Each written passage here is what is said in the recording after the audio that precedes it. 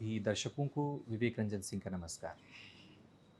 आज हम एक ऐसे युवा व्यक्तित्व से बात करेंगे जो उत्तर भारत में और उसके साथ साथ पूरे देश में अपनी युवा आवाज़ के साथ, अपने लोकगीतों के साथ, अपने लेखन के साथ छाई हुई हैं। हमारे साथ हैं नेहा सिंह राठौर। नेहा, बहुत सारे इंटरव्यूअर, बहुत सारे साक्षात्कारता आपके पास आए, बहुत सारे साक्षात्कार हुए। इन सब से इतर हम नेहा की उस यात्रा के बारे में जानना चाहते हैं कि लोक का ये जो बीजारोपण या जो आपके अंदर इसकी सीड्स पड़ी, कैसे अंदर से आया, कैसे लगा कि आपको लोक से जुड़ करके और समाज से जुड़ना चाहिए? 2018 में ग्रेजुएशन के बाद मैं कलकत्ता चली गई थी। तो मेरा कलकत्ता जाने का पर्पस ये था कि मैं जा कर के वहाँ पे म्यूज़िक सीखूँगी। पर म्यूज़िक में तो क्या ही सीखूँगी, मतलब क्या ही सीखती। वो बंगाली शिक्षक थे, ठीक है, जो म्यूज़िक हारमोनियम वगैरह बजाते थे। उनके बाल बड़े-बड़े थे। तो मैं सॉरी, तुम्हारे भी बाल बड़े-बड़े ही हैं। तो मतलब मेरे को ना पता नहीं क्यों, अब शायद मैं गाँव से गई थी पहली बार, शायद ये हो सकता है या फिर क्या, मुझे नहीं पता। मुझे हमेशा लगता है लड़कों के बाल तो छोटे ही रहते हैं ना, लड़कियों के बाल लंबे होते हैं, पर उस गुरुजी के बाल लंबे थे। गुरुजी बड़े स्टाइलिश थे, हाथ में पता नहीं क्या कड़ा-वड़ा, चूड़ा-वूड़ा सब पहन के रखते थे, क्रीम भी लगाते थे और बड़े गोरे-चिट्टे थे। हमको उनको देख कर के बड़ा हँसी आती थी। ऊपर से जब वो ऐसे हारमोनियम लेकर के राग अलापते थे तो मुझे हँसी आती थी। ठीक है, वो बंगाली थे, ठीक है? तो मैं हँस देती थी उनकी क्लास में। 1-2 बार वो बाहर भी कर दिए थे मुझे। फिर मुझे लगा ना कि मैं बहुत गलत जगह आ गई हूँ। यहाँ से तो मैं म्यूज़िक सीखने नहीं वाली हूँ, बल्कि म्यूज़िक के बारे में गलत परसेप्शन ज़रूर बना लेने वाली हूँ। और जो कि मैंने बना भी लिया। मुझे आज भी लगता है कि हारमोनियम मेरे बस का चीज़ नहीं है। मुझे ऐसा लगता है कि म्यूज़िक मैं क्यों सीखूँगी? शास्त्रीय संगीत की मैं बात कर रही हूँ, ठीक है? तो फिर मैं वहाँ से घर चली आई, गाँव चली आई। तो 1 डेढ़ साल लगातार मैं वहाँ पे रही। तो एक वो नहीं होता है कि एक जो मेरे गाँव का रोड है, मैं उस पे आ रही हूँ, तो वो बड़ा गंदा रहता है, हमेशा से ही गंदा रहा है।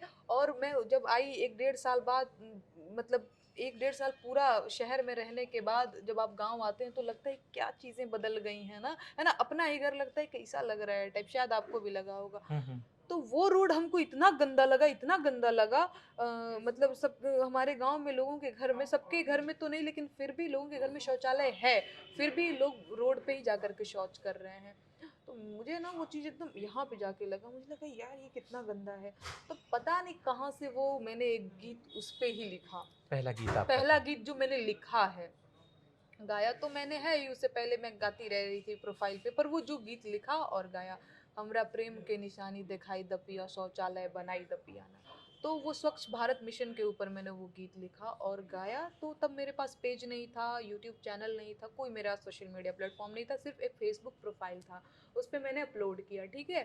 तो फिर जब अपलोड किया तो लोगों ने बड़ा अच्छा अच्छा कमेंट लिखा कि बड़ा अच्छा गा रही हो, बड़ा अच्छा लिख रही हो। तो मेरा मन बढ़ गया। मैंने बोला कि फिर तब झेलो, जब अच्छा लिख रही हूँ, अच्छा गा रही हूँ, तो फिर मैं हर 2 दिन बाद कोई नया गीत लिख करके अपलोड कर रही हूँ। तो यही आपने चल कहा रहा कि पब्लिक मतलब एक तरीके से झेली। अब गीतों को ऐसा लगा था आपको नेहा कि पब्लिक उसमें गीतों में अपने आप को देख रही है और उसके बाद गवर्नमेंट को झेलना पड़ जाएगा, बिहार में काबा और यूपी में काबा जैसी चीज़ों से? मैंने कुछ नहीं सोचा था और ये सच्चाई है। पता नहीं, ये लोगों को ये लगता होगा कि मैंने पूरी एक प्लान करी होगी कि ये बात यहाँ पहुँचा देनी है, ये बात यहाँ तो लोग कनेक्ट करेंगे ही करेंगे। भाई साहब, मैंने ऐसा कुछ नहीं सोचा था। मैंने सिर्फ़ लिखा और गाया था। मुझे ये नहीं पता था, अच्छा अगर ये पता होता तो सबसे पहले मैं अपना यूट्यूब चैनल बनाई होती। फिर बड़ा मुझे कहा गया कि तुमको बनाना चाहिए यूट्यूब चैनल। तो हमारे मित्र हैं, हमारे होने वाले हस्बैंड भी हिमांशु, उसने बोला कि तुम चीज़ों को व्यवस्थित कब करोगी? ये क्या चल रहा है तुम्हारा? बस गा रही हो, लोग उसका फ़ायदा ले रहे हैं। तुमको भी चाहिए, मेहनत कर रही हो तो उसका तुमको कुछ न कुछ तो मिलना ही चाहिए पारिश्रमिक तुम्हारा, जबकि तुम खुद अपना बना सकती हो यूट्यूब चैनल वगैरह सारी चीज़ें, है ना? वो एक बढ़िया प्लेटफ़ॉर्म है। अच्छा नेहा, इस हुँ। विषय से हम दूसरी तरफ आते हैं। हुँ, हुँ। लोक की परिपाटी, फ़ोक सॉन्ग्स और ख़ास करके इन फ़ोक सॉन्ग्स के जो हमारे ऐतिहासिक महत्व रहे हैं, हुँ, हुँ, हुँ। हमारे स्वतंत्रता आंदोलन को ले लीजिए, हुँ, राजनीतिक परिवेश को ले लीजिए, सामाजिक परिवेश को ले लीजिए, हुँ, हमेशा से लोक ने हुँ, हुँ, सत्ता की खिलाफत नहीं कहेंगे, सत्ता की आलोचना करके हुँ, हुँ, हुँ, खराब चीज़ों को समाज के सामने बताया है हुँ, हुँ, और उसको सुधारने की कोशिश की है। हुँ, हुँ, आज के संदर्भ में बहुत सारे लोकगीत हैं, हुँ। लिखे जा रहे हैं, गाए जा रहे हैं। आपका भोजपुरी के लिए जो आंदोलन है, किस उद्देश्य को लेकर के है और भविष्य की क्या रूपरेखाएँ हैं इसके लिए? देखिए मेरा एक आंदोलन है भोजपुरी बचाओ आंदोलन। सबसे पहली चीज़ तो मैं ये बताना चाहूँगी आपके दर्शकों को कि मैं ये आंदोलन चला क्यों रही हूँ।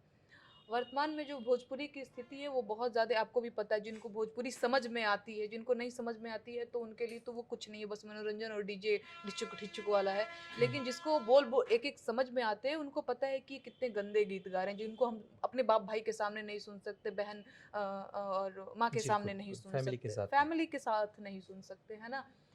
तो एक तो अब क्योंकि मैं भोजपुरी लिखती गाती हूँ तो मुझे उसका और बुरा लगता है कि ये क्या चल रहा है। अब देखिए हमारी भोजपुरी की कितनी बड़ी ताकत है, हमारी भोजपुरी कितनी ताकतवर है कि इस देश की सबसे बड़ी पार्टी की नींव हिला करके रख दी है। पर ये लोग फिर भी परधनवा के रहर में और लगावेलू तू लिपस्टिक और क्या-क्या में फँसा करके रखा है ना चीज़ों नेहा, को। इस चीज़ पर एक सवाल बीच में हम क्रॉस क्वेश्चन करेंगे हुँ, हुँ। कि लोकगीतों में बहुत सारे गीत होते हैं जो संस्कार और हुँ, विवाह हुँ, जैसे गीत हुँ, हैं, हुँ, हमारे तरफ चलते हैं। हर एक जगह के अपने-अपने इस तरह के गीत हैं। हुँ, हुँ, लोकगीतों में गारी जो विधा है, हुँ, हुँ, हुँ, हुँ, जिस तरीके से आपने गारी गाई थी, हुँ, हुँ, हुँ, हुँ। उसकी अश्लीलता में और भोजपुरी की वर्तमान अश्लीलता में क्या अंतर है और ये युवाओं को समझना चाहिए? हुँ, इसे हुँ। हम आपके द्वारा सुनना चाहते हैं। नहीं देखिए वो जो गारी गाई है सबसे पहली चीज़ तो ये बता दें कि ये हमारी परंपरा है गारी गाने की। हम तो वैसे भी आप अवध के हैं, हम मिथिला के हैं एक तरह से समझिए, ठीक है? तो मतलब यूपी बिहार में वो बात कर रही हूँ। तो राम जी जब गए हैं सीता मैया से शादी करने तो सखियाँ गीत गाती हैं। अच्छा उस गीत में कोई अश्लीलता नहीं होती है। वो बहुत हुआ है तो वही कि तुम तो ज़्यादा गोरे हो, तुम सांवले हो करके ही इतना ही तक बहुत चीज़ें आदर्शवाद में रख बहुत कर के। आदर्शवाद कर तरीके से उसको गारी को भी गाया गया है। जिस गारी को सुनने के बाद उसके भाव आपको तो समझ में आ जाएँगे, यहाँ पे थोड़े से चुप भी जाएँगे, लेकिन वो सुनने में बुरा भी नहीं लगेगा। ये नहीं लगेगा कि इसको बंद करो, वो नहीं आएगा, ठीक है? पर अभी जो है वो गारी नहीं है, वो पता नहीं गारी से ज़्यादा बढ़ के वो है। गाली है। वो गाली है, है ना? हाँ, ये वो अंतर। गारी था, हाँ।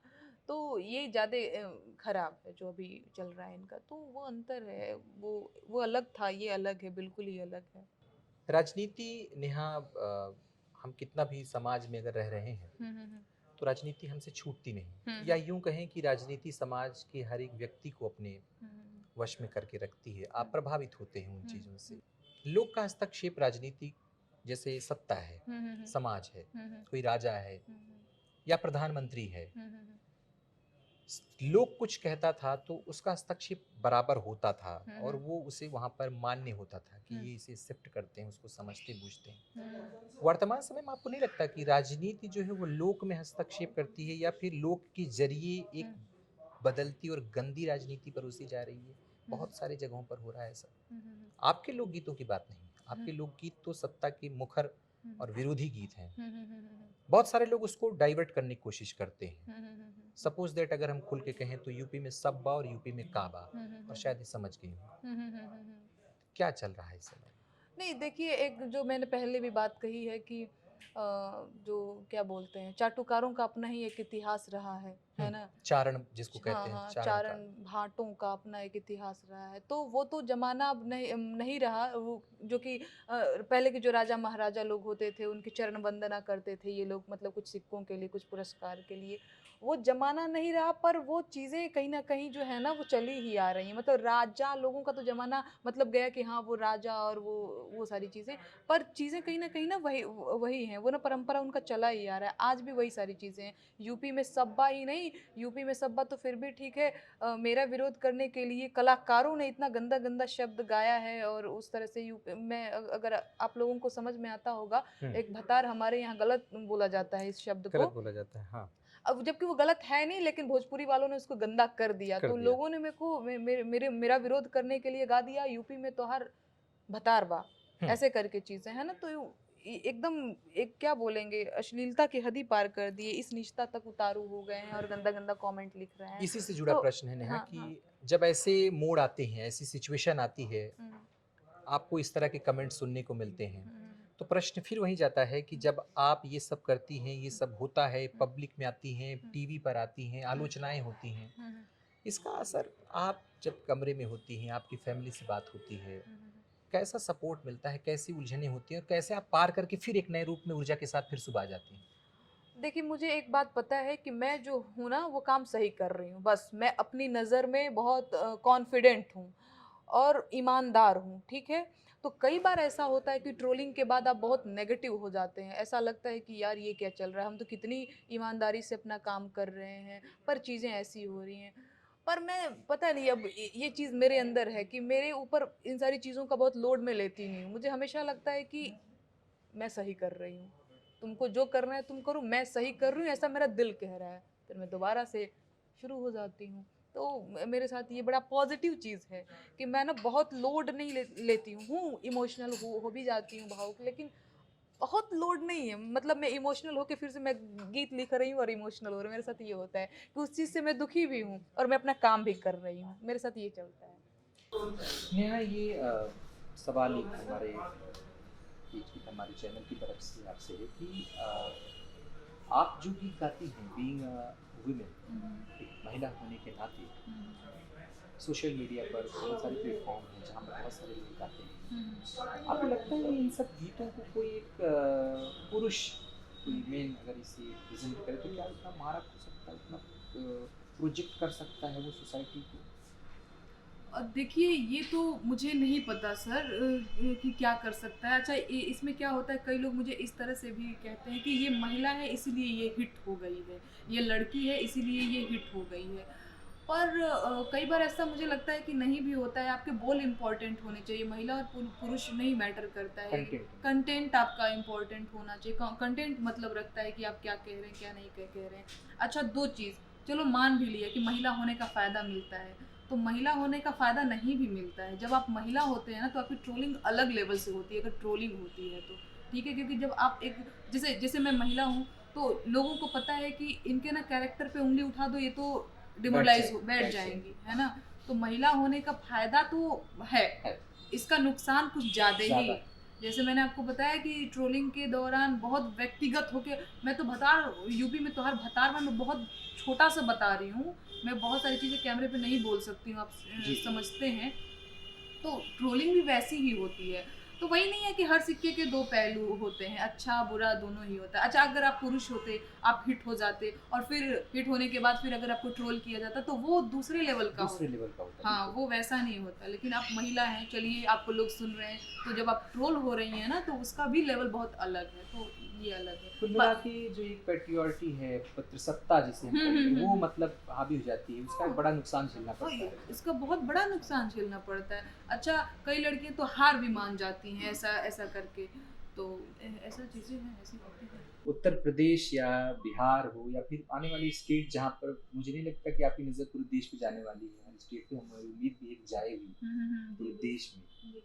बहुत सारे लोगों ने कहा कि हुँ। यूपी में काबा, बिहार में काबा, फिर अब नेहा पूछेंगी कि देश में काबा, फिर कहेंगे ब्रह्मांड में काबा। मतलब मैं बता रहा हूँ, जहाँ तक मैं भी पढ़ता रहता हूँ, बहुत सारे कहीं नेहा ये भी पूछेंगे, ठीक है, पूछना भी चाहिए। तो नेहा को मैं चाहता हूँ कि नेहा ये बताएं हुँ, कि काबा तो ठीक था, हुँ। कहाँ होना चाहिए उत्तर प्रदेश और देश में? अच्छा, देखिए, मैं बताती हूँ क्या होना चाहिए। सबसे बड़ी चीज़ यहाँ पे उत्तर प्रदेश में जो है ना वो बेरोज़गारी की समस्या है। तो मैं चाहती हूँ यहाँ का हर युवा जो है, अ, हर युवा के हाथ में काम हो, ठीक है? उसका काम वो ट्विटर पे ट्रोलिंग वाला ना हो, ठीक है? वो कुछ बढ़िया काम करे। अब देखिए, जैसे ये कॉम्पिटिशन की तैयारी करने वाले बच्चों को इलाहाबाद में पीटा गया, पटना में भी पीटा गया, जो कि अपनी रोज़गार की माँग कर रहे थे। तो ये सारी चीज़ें जो हैं सही होनी चाहिए, रोज़गार होना चाहिए। दूसरी चीज़, मैं एक महिला हूँ और आए दिन आप देखते रहते हैं, कभी हाथरस हो जा रहा है, कभी उन्नाव हो जा रहा है, ठीक है? तो ये सारी चीज़ें नहीं होनी चाहिए, है ना? महिलाओं को और बेटियों को जो है सुरक्षा का पूरा वो होना चाहिए। आपकी उम्मीदों का देश 2-3 सालों बाद कैसा दिखना चाहिए? जैसे आप उम्मीद लेके चल रहे हैं, जैसे आपके प्रश्न हैं, हाँ। जैसे आपकी लेखन है, जैसे आपकी कंटेंट है, जो हुँ। आपकी सोच है, हुँ, हुँ, हुँ, हुँ। कैसा देश होना चाहिए? तो कैसी समरसता होनी चाहिए? तो वही तो मैंने आपको बताया कि युवाओं के हाथ में रोज़गार हो, महिलाएँ यहाँ पे सुरक्षित हों, शिक्षा व्यवस्था नेहा के युवा हाल हैं तो बढ़िया। युवा का पक्ष ज़्यादा ले रही हैं। नहीं, बिल्कुल मैं तो लूँगी ही। मैं युवा हूँ, मैं लड़की हूँ, तो मैं लड़कियों का पक्ष भी लूँगी थोड़ा ज़्यादा। ज़्यादा। हाँ।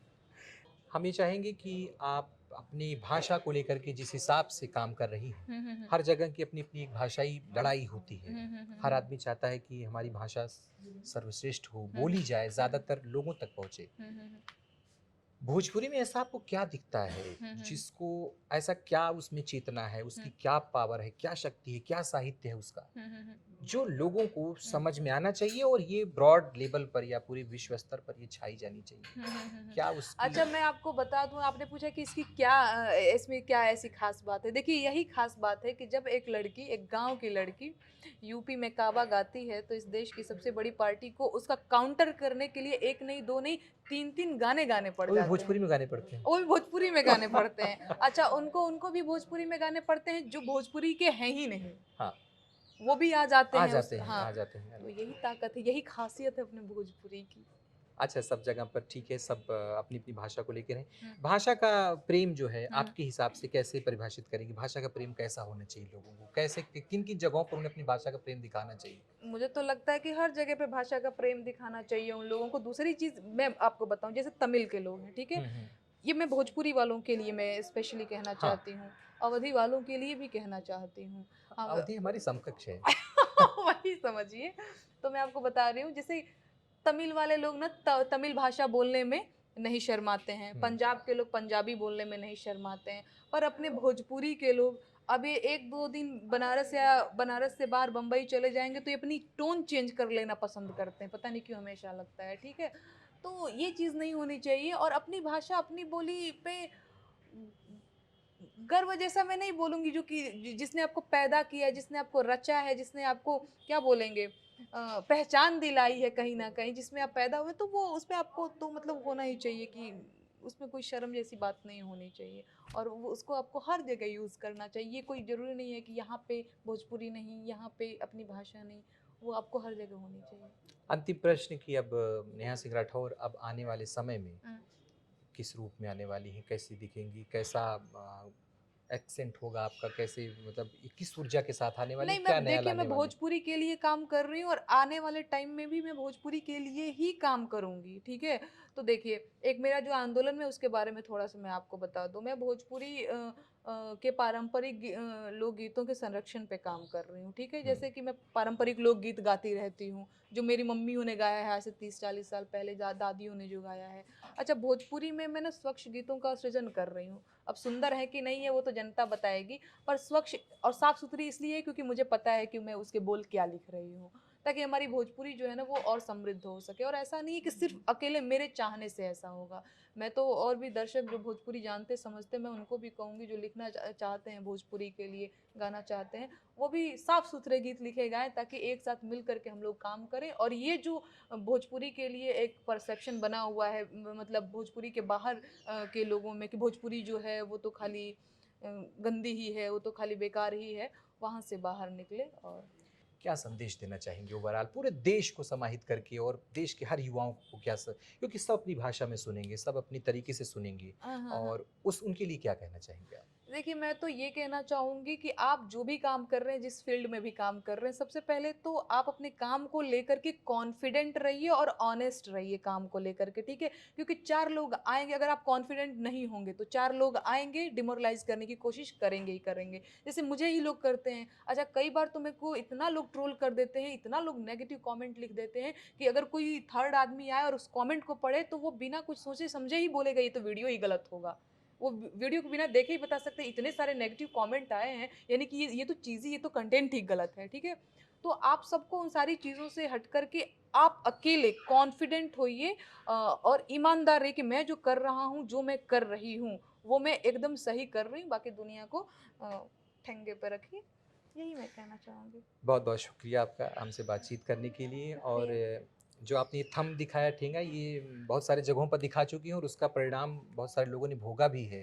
तो ऐसा ना हो कि हमारे लिए ये ओके का सिग्नल हो, अच्छी बात है। बहुत बहुत शुभकामनाएं आपको अपने भविष्य के थैंक यू लिए। विवेक, थैंक यू। नमस्कार। तो हमारे साथ ही एक युवा चेहरा है जिनका आप इंतज़ार नहीं कहेंगे, बल्कि ये चेहरा खुद एक अपने आप में एक पहचान है, और लोक से संबंधित और देश के बहुत सारे मुद्दों से संबंधित, मुझे लगता है अलग पहलुओं पर, जो अनछुए पहलू थे, उन पर बात नेहा ने हमसे की, और आने वाले समय में नेहा भोजपुरी बचाओ आंदोलन को किस कदर आगे बढ़ाने वाली हैं, अपनी भाषा को किस हिसाब से आगे बढ़ाने वाली हैं, उन सभी विषयों पर उन्होंने बातचीत किया। हम आपसे फिर किसी कार्यक्रम में मिलेंगे, तब तक के लिए धन्यवाद।